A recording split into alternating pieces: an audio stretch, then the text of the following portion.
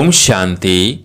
आज 27 अक्टूबर 2022 की साकार मुरली। आज बाबा ने कहा, मीठे बच्चे, भोलानाथ बाप एक है जो तुम्हारी झोली ज्ञान रत्नों से भरते हैं। वही कल्प वृक्ष का बीज रूप है। उनकी भेंट और किससे कर नहीं सकते। प्रश्न, बौद्ध बच्चे बाप को भी ठगने की कोशिश करते हैं, कैसे और क्यों? उत्तर, बाप को यथार्थ न पहचानने के कारण भूल करके भी छिपाते हैं, सच नहीं बताते हैं, सभा में छिप कर बैठ जाते हैं। उन्हें पता ही नहीं कि धर्मराज बाबा सब कुछ जानता है। यह भी सजाओं को कम करने की युक्ति है कि सच्चे बाबा को सच सुनाओ। गीते भोलेनाथ से निराला। ओम शांति। बच्चे समझ गए हैं कि भोलानाथ सदा शिव को कहा जाता है। शिव भोला भंडारी शंकर को भोलानाथ नहीं कहेंगे, न और कोई को ज्ञान सागर कह सकते हैं। बाप कहते हैं, मैं ही आकर बच्चों को आदि मध्य अंत की नॉलेज अथवा ज्ञान सुनाता हूँ। तो एक ही ज्ञान का सागर ठहरा, न शंकर न अव्यक्त ब्रह्मा। अव्यक्त ब्रह्मा तो सूक्ष्म वतन में रहता है। बहुत इस बात में मूंझते हैं कि दादा को भगवान ब्रह्मा क्यों कहते हैं, लेकिन अव्यक्त ब्रह्मा को भी भगवान नहीं कह सकते। अब बाप समझाते हैं कि मैं ही तुम्हारा पारलौकिक पिता हूँ। परलोक न स्वर्ग को न नरक को कहेंगे। परलोक है परे ते परे लोक, जहाँ आत्माएं निवास करती है। इसलिए उनको कहते हैं परम प्रिय पारलौकिक परम पिता, क्योंकि वह परलोक में रहने वाले हैं। भक्ति मार्ग वाले भी प्रार्थना करेंगे तो आंखें ऊपर जरूर जाएंगी। तो बाप समझाते हैं कि मैं सारे कल्प वृक्ष का बीज रूप हूँ। एक शिव के सिवाय किसको भी क्रिएटर नहीं कह सकते। वो एक क्रिएटर है, बाकी सब उनकी क्रिएशन है। अब क्रिएटर ही क्रिएशन को वर्षा देते हैं। सब कहते हैं हमको ईश्वर ने अथवा खुदा ने पैदा किया है। तो उस एक ईश्वर को सब फादर कहेंगे। गांधी को तो फादर नहीं कहेंगे। बेहद का रास्ता बाप एक ही है। वही समझाते हैं कि मैं तुम्हारा पारलौकिक परम पिता हूँ। बाकी आत्माएं तो सब एक जैसी हैं, कोई बड़ी छोटी नहीं होती। जैसे ज्ञान सूर्य, ज्ञान चंद्रमा, ज्ञान सितारे। तो सूर्य चांद की साइज में तो फर्क है, लेकिन आत्माओं का साइज एक जैसे हैं। बाबा कहते हैं मैं कोई साइज में बड़ा नहीं हूँ, लेकिन परम धाम का रहने वाला हूँ। इसलिए मुझे परम आत्मा कहते हैं। परमात्मा में ही सारा ज्ञान है। वह कहते हैं जैसे मैं अशरीरी हूँ, वैसे आत्मा भी कुछ समय परम धाम में अशरीरी रहती है, बाकी स्टेज पर जाती समय रहती है। तो जैसे तुम आत्मा सितारे सदृश हो, वैसे मैं भी हूँ। अगर मैं बड़ा होता तो इस शरीर में फिट नहीं होता। जैसे और सभी आत्माएं पाठ बजाने आती है, वैसे मैं भी आता हूँ। बाबा का भक्ति मार्ग से पाठ शुरू होता है। सतयुग त्रेता में तो पाठ ही नहीं। अब खुद आकर हमको पूरा वर्षा देते हैं। अपने से भी 2 रत्ती ऊपर ले जाते हैं। हमको ब्रह्मांड और सृष्टि दोनों का मालिक बनाते हैं। यह तो हर एक बाप का फर्ज होता है, बच्चों को लायक बनाना। कितनी सेवा करते हैं। कोई के 7 बच्चे होते हैं, कोई डॉक्टर, इंजीनियर, वकील बनता है, तो बाप फुला नहीं समाता। लोग भी उनकी सराहना करते हैं कि बाप ने सब बच्चों को पढ़ाकर लायक बनाया है। परंतु सब एक जैसे तो नहीं बनते।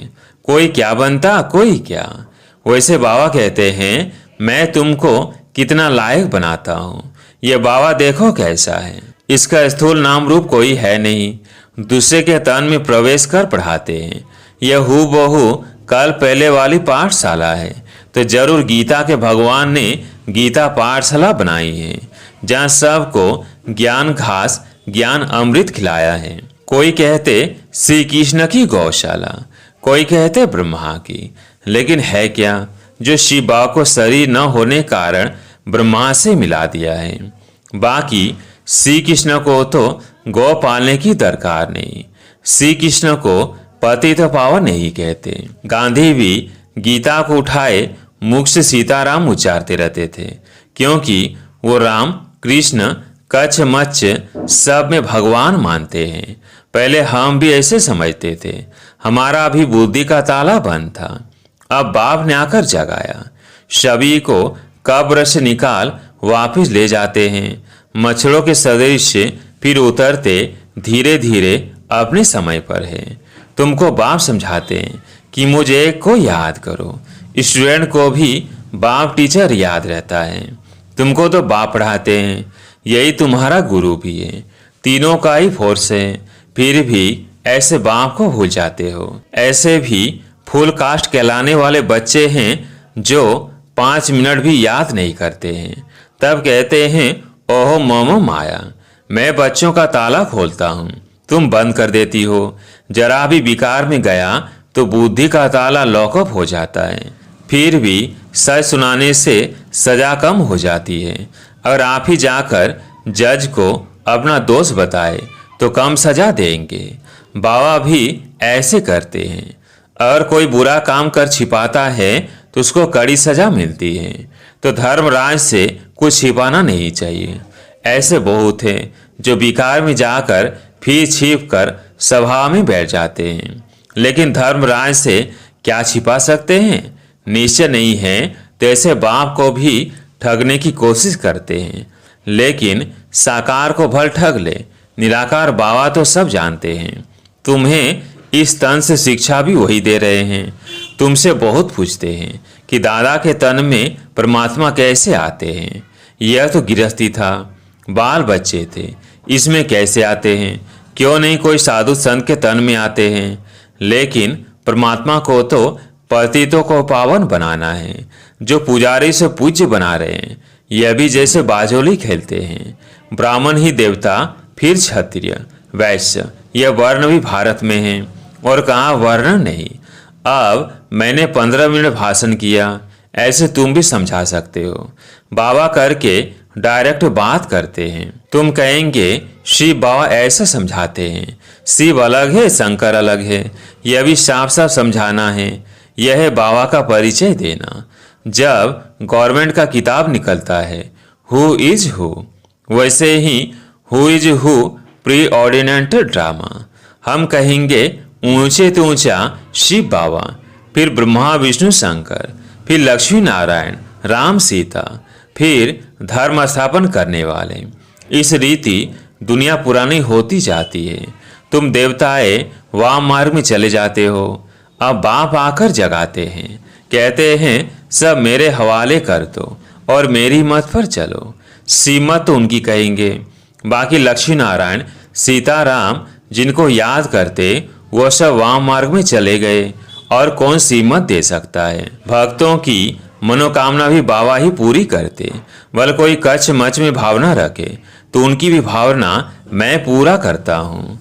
उसका अर्थ यह निकाला है कि कच्छ मच सब में भगवान है। बाबा बहुत राज समझाते हैं, लेकिन समझने वाले नंबरवार है तो पद भी नंबरवार है। ये डीटी किंगडम स्थापन हो रही है, धर्म नहीं। धर्म तो दूसरे धर्म वाले स्थापन करते हैं। शिव बाबा तो ब्रह्मा द्वारा राजाओं का राजा बनाते हैं। राजाओं का राजा का अर्थ भी तुमको समझाया है। तुमको विकारी राजाएं पूछते हैं तो कितना बड़ा पद तुमको मिलता है। बाबा की मीठी मीठी बातें तुमको बहुत अच्छी लगती है, परंतु फिर उठकर चाय पी तो नशा कम हो जाता है। गांव में गए तो एकदम उतर जाता है। यहाँ तो जैसे तुम शिव बाबा के घर में बैठे हो, वहाँ बहुत फर्क पड़ जाता है। जैसे पति जब परदेश जाते हैं तो पत्नी आंसू बहाती है, वह तो कोई सुख देते नहीं। यह बाबा तो तुम्हें कितना सुख देते हैं, तो इनको छोड़ने में भी रोना आता है। बहुत कहते हैं हम यहाँ ही बैठ जाए, फिर आपके बाल बच्चे कहाँ जाएंगे? कहते हैं आप संभालो। हम कितनों के बच्चे संभालेंगे? लेकिन ठहरो, सर्विसुल बनो, तुम्हारे बच्चों का भी प्रबंध हो जाएगा। शुरू में थोड़े थे तो उनके बच्चे संभाले, अब कितने हैं? उनके बच्चे बैठ संभाले। उनसे कोई गुम हो जाए तो कहेंगे हमारा बच्चा गुम कर दिया। जिसको संभाले रखे वो भी कहेंगे हम औरों का कर्म बंधन क्यों संभाले। अच्छा, फिर तो एक ही शिव बच्चे को संभालो तो तुम्हारे बच्चे संभालेंगे। बाकी ऐसे बाबा को कभी फारकती मत देना। ऐसे बहुतों ने फारकती दी है, उन्हों को मूर्खों के अवतार कहे। बल कोई ब्रह्मा कुमार कुमारी से रुठ जाओ, लेकिन शिव बाबा से कभी नहीं रुठना। वह तो तुमको राज्य भाग्य देने आया है। अच्छा, मीठे मीठे सिकिल्धे बच्चों प्रति माता पिता बाप दादा का याद प्यार और गुड मॉर्निंग। रूहानी बाप की रूहानी बच्चों को नमस्ते। हम रूहानी बच्चों की रूहानी बाप दादा को याद प्यार गुड मॉर्निंग नमस्ते नमस्ते। धारणा के लिए मुख्य सार। पहला पॉइंट, अपना सब कुछ बाप हवाले कर पूरा श्रीमत पर चलना है। कोई बुरा काम करके छिपाना नहीं है। जज को सच बताने से सजा कम हो जाएगी। दूसरा पॉइंट, बाप से कभी रूठना नहीं है। सर्विसफुल बनना है। अपने कर्म बंधन स्वयं काटने हैं। आज प्यारे मीठे बाबा का वरदान, संगम युग की हर घड़ी को उत्सव के रूप में मनाने वाले सदा उमंग उत्सव संपन्न भव। संगम युग की हर घड़ी को उत्सव के रूप में मनाने वाले सदा उमंग उत्सव संपन्न भव। कोई भी उत्सव उमंग उत्साह के लिए मनाते हैं। आप ब्राह्मण बच्चों की जीवन ही उत्साह भरी जीवन है। जैसे इस शरीर में श्वास है तो जीवन है, ऐसे ब्राह्मण जीवन का श्वास ही उमंग उत्साह है। इसलिए संगम युग की हर घड़ी उत्सव है, लेकिन श्वास की गति सदा एक रस नॉर्मल होनी चाहिए। अगर श्वास की गति बहुत तेज हो जाए या स्लो हो जाए तो यथार्थ जीवन नहीं कही जाएगी। तो चेक करो कि ब्राह्मण जीवन के उमंग उत्साह की गति नॉर्मल अर्थात एक रस है। आज के स्लोगन है, सर्व शक्तियों के खजाने संपन्न रहना यही ब्राह्मण स्वरूप की विशेषता है। सर्व शक्तियों के खजाने संपन्न रहना यही ब्राह्मण स्वरूप की विशेषता है। अब सुनते हैं मातेश्री जी के अनमोल महावाक्य। मम्मा ने कहा, यह जब मनुष्य गीत गाते हैं, ओ गीता के भगवान अपना वचन निभाने आ जाओ। अब वो स्वयं गीता का भगवान अपना कल पहले वाला वचन पालन करने के लिए आया है और कहते हैं, बच्चे, जब भारत पर अति धर्म ग्लानि होती है तब मैं इसी समय अपना अंजाम पालन करने वायदा निभाने के लिए अवश्य आता हूँ। अब मेरे आने का यह मतलब नहीं कि मैं कोई युगे युगे आता हूँ। सभी युगों में तो कोई धर्म ग्लानि नहीं होती। धर्म ग्लानि होती है कलयुग में। तो मानो परमात्मा कलयुग के समय आता है और कलयुग फिर कल्प कल्प आता है। तो मानो मैं कल्प कल्प आता हूँ। कल्प में फिर 4 युग हैं। इसको एक कल्प कहते हैं। आधा कल्प सतयुग त्रेता में सतोगुण सतो प्रधान है, वह परमात्मा के आने की कोई जरूरत नहीं। और फिर तीसरा द्वापर युग से तो फिर दूसरे धर्मों की शुरुआत है। उस समय भी अति धर्म ग्लानि नहीं है। इससे सिद्ध है कि परमात्मा तीनों युग में तो आता ही नहीं है।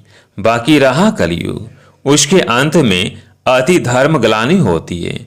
उसी समय परमात्मा आए अधर्म विनाश कर सत धर्म की स्थापना करता है। अगर द्वापर में आया हुआ होता तो फिर द्वापर के बाद तो अब सतयुग होना चाहिए, फिर कलयुग क्यों?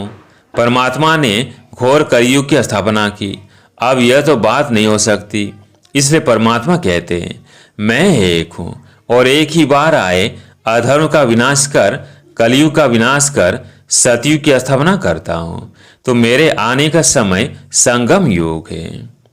दूसरा, अब यह तो हम जानते हैं कि मनुष्य आत्मा की किस्मत बनाने वाला कौन है और किस्मत बिगाड़ने वाला कौन है। हम ऐसे नहीं कहेंगे कि किस्मत बनाने वाला बिगाड़ने वाला वही परमात्मा है। बाकी यह जरूर है कि किस्मत को बनाने वाला परमात्मा है और किस्मत को बिगाड़ने वाला खुद मनुष्य है। अब यह किस्मत बने कैसे और फिर गिरे कैसे, इस पर समझाया जाता है।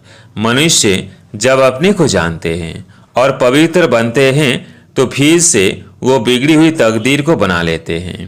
अब जब हम बिगड़ी हुई तकदीर कहते हैं तो इससे साबित है कोई समय अपनी तकदीर बनी हुई थी, जो फिर बिगड़ गई है। अब वही फिर बिगड़ी तकदीर को परमात्मा खुद आकर बनाते हैं। अब कोई कहे परमात्मा खुद तो निराकार है, वह तकदीर को कैसे बनाएगा? इस पर समझाया जाता है निराकार परमात्मा कैसे अपने साकार ब्रह्मा तन द्वारा अविनाशी नॉलेज द्वारा हमारी बिगड़ी हुई तकदीर को बनाते हैं। अब यह नॉलेज देना परमात्मा का काम है। बाकी मनुष्य आत्माएं एक दो की तकदीर को नहीं जगा सकती हैं। तकदीर को जगाने वाला एक ही परमात्मा है। तभी तो उन्हों का यादगार मंदिर कायम है। अच्छा, ओम शांति।